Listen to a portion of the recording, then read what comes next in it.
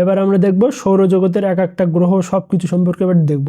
চলো দেখো, এই যে হলো আমাদের সূর্য। প্রথমে এই যে দেখো, ফার্স্টে আছে বুধ, শুক্র, পৃথিবী, মঙ্গল, বৃহস্পতি, শনি, ইউরেনাস, নেপচুন। বুধ, শুক্র, পৃথিবী, মঙ্গল, বৃহস্পতি, শনি, ইউরেনাস, নেপচুন।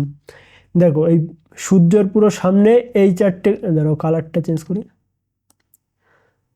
সূর্যের এই যে কাছের এই কটা গ্রহ দেখছো, এটাকে বলা হয় আন্তরিক গ্রহ, আর এদেরকে বলা হয় বহিস্থ গ্রহ। ঠিক আছে, আন্তরিক গ্রহের মধ্যে কি কি আছে? বুধ, শুক্র, পৃথিবী, মঙ্গল। আর বহিস্থ গ্রহের মধ্যে কি কি আছে? বৃহস্পতি, শনি, ইউরেনাস, নেপচুন।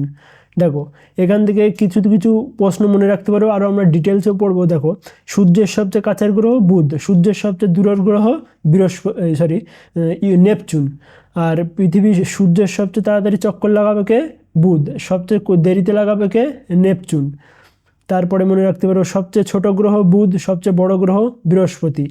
আর এই মঙ্গল আর এই বৃহস্পতি, এদের মাঝখানে গ্রহাণুপুঞ্জ আছে বা ক্ষুদ্র গ্রহ আছে। বলবে যে কোন দুটি গ্রহের মাঝখানে গ্রহাণুপুঞ্জ বা ক্ষুদ্র গ্রহ আছে? বৃহস্পতি আর মঙ্গলের মাঝখানে।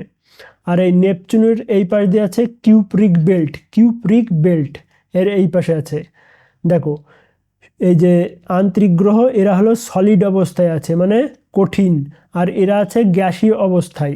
গ্যাসীয় অবস্থায় এদের উপর কোনো স্যাটেলাইট বা ল্যান্ড করালে মানে পা দিলে ডেবে চলে যাবে, সেরকম অবস্থায় আছে। আর এদের সব কটার রিং আছে, এটা দেখা যাচ্ছে শুধু শনির, কিন্তু এদের সব কাছে মানে সবগুলোর কাছেই রিং বলয় আকৃতি আছে। ঠিক আছে, এবার আমরা এক একটা করে পড়বো সব।